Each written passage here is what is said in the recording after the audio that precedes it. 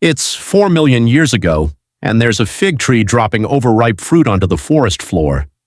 It's rotting, it's fermenting, it's basically nature's first brewery, and somewhere nearby, one of your ancestors, not quite human yet, barely upright, definitely not paying rent, picks up a piece of that fruit and eats it. And something happens. Not a hangover, not a bad decision, just a small, warm, unmistakable buzz. No one designed this. No one brewed anything. It was just fruit, left alone a little too long, doing what fruit does when nobody's watching. And your ancestor, without knowing a single thing about chemistry, felt something shift and thought, in whatever primitive way early primates thought anything, more of that, please. This is the story of how humans started drinking, and it doesn't start with beer, it doesn't start with wine, and it definitely doesn't start with someone in a toga making a toast. It starts millions of years before agriculture, before pottery, before humans were even humans. And the evidence for how deep this goes is one of the strangest things you'll hear all year. Fermentation happens when yeast, a microscopic fungus that exists basically everywhere, eats sugar. Yeast is opportunistic. It's floating in the air, sitting on fruit skins, waiting for any sugary opportunity. When it finds sugar, it breaks it down for energy and produces two byproducts, carbon dioxide and ethanol. That's it. No human invention required. This happens automatically, constantly, anytime fruit ripens, falls, and sits around in warm weather. You don't need a lab. You just need fruit, time, and the world's most patient microorganism doing its thing in the background of every forest on the planet. So here's the question sitting in your brain right now. Was alcohol ever actually new to us? Or did we just start noticing something that had been happening around us the entire time? Because our ancestors weren't living in some sterile, alcohol-free paradise.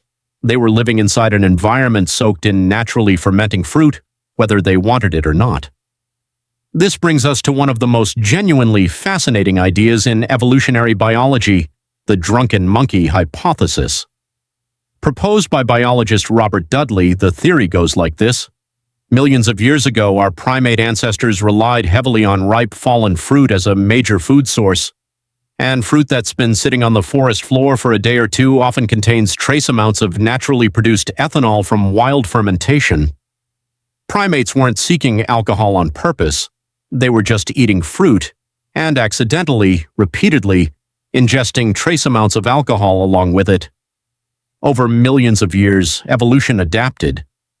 Roughly 10 million years ago, our ancestors developed a genetic mutation that dramatically increased how efficiently their bodies metabolized ethanol, 40 times more efficient than before.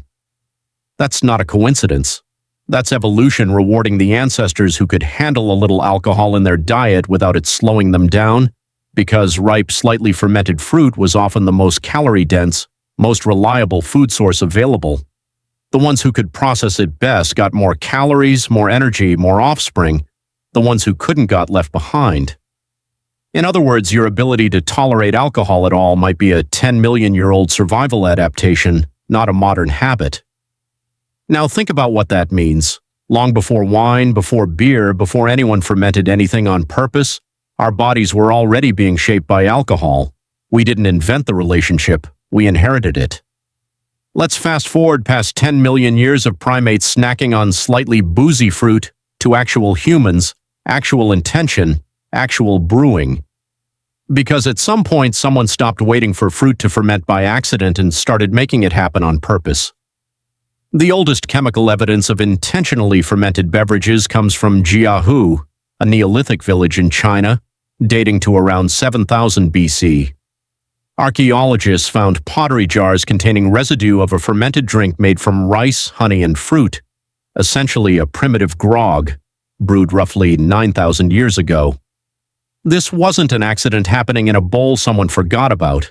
This was deliberate. Someone figured out the ratios, someone repeated it, someone taught it to someone else. Around the same general era, in the Zagros Mountains of modern-day Iran, archaeologists found pottery jars dating to roughly 5,400 BC containing residue consistent with wine, grape-based, deliberately fermented, stored specifically for later consumption. And in Mesopotamia, some of the very first written language humans ever produced, cuneiform tablets, include recipes and rations for beer. Beer wasn't a footnote in early civilization, it was currency. Workers building monuments were sometimes paid in beer rations. It was safer to drink than the water, calorie-dense, and easy to produce in bulk. Some researchers even argue that the desire to reliably produce beer may have been one of the motivations behind early agriculture itself, that humans didn't domesticate grain purely to make bread, but partly to make sure they'd never run out of beer. That's a genuinely contested idea, but the fact that it's even a serious academic argument tells you something about how early and how deep this goes. Here's where we have to be careful about timelines, though, because intentional brewing and the underlying drive toward alcohol are two very different things. The archaeology gives us confident dates around 9,000 years ago, but the drunken monkey hypothesis suggests the actual behavioral pull toward alcohol, the pleasure, the calorie-seeking, the reward, predates any pottery, any agriculture, any written history by millions of years. The absence of older physical evidence doesn't mean it didn't happen earlier. Fermented fruit doesn't survive in the archaeological record. A jar survives for thousands of years. A rotting fig does not. So what we're actually looking at is a huge gap between when the desire almost certainly existed and when we can prove, with physical evidence, that humans acted on it deliberately. This is where animal behavior becomes genuinely useful, because humans are far from the only species that seeks this out. In Malaysia, researchers have documented pen-tailed tree shrews regularly drinking the naturally fermented nectar of the bertam palm, which can reach an alcohol content comparable to weak beer. And they do this nightly as a normal part of their diet, without ever appearing intoxicated because their bodies have adapted to process it efficiently. In Africa, elephants have long been rumored to seek out fermented marula fruit, and while the exaggerated drunk elephant stories are mostly folklore, there's genuine evidence that various primates, from chimpanzees to vervet monkeys, deliberately seek out fermented fruit and nectar over unfermented alternatives when given the choice. This isn't a human quirk. This is a pattern that shows up again and again across the animal kingdom, in species that share almost nothing else in common except a taste for rotting sugar. So why would evolution build this desire into us in the first place? The leading theory is simple: fermenting fruit was a signal. In a dense forest, ripe fruit is hard to find by sight alone, especially at night or through thick canopy. But fermentation produces a strong, distinct smell. Ethanol is volatile, it travels through the air, and animals with a sharper sense for it could find food sources other animals missed. The smell of alcohol wasn't a warning sign in the ancestral environment, it was a dinner bell. It meant sugar, right here, ready to eat. The pleasure we associate with alcohol may have originally been evolution's way of saying, follow this smell, there's calories at the end of it, long before it ever became about the buzz itself. Now here's the uncomfortable part of the story, the same pattern you see with almost every substance humans have ever built a relationship with.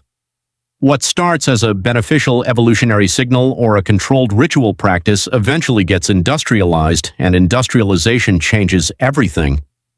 For most of human history, alcohol was communal, ritualized, and limited by production capacity. You could only make as much beer or wine as your labor and your harvest allowed. It was medicine in some cultures, a religious sacrament in others, a safe alternative to contaminated water almost everywhere. But once distillation techniques spread, concentrating alcohol into spirits far stronger than anything fermentation alone could naturally produce, and once industrial production made alcohol cheap, fast, and endlessly available, the relationship changed completely.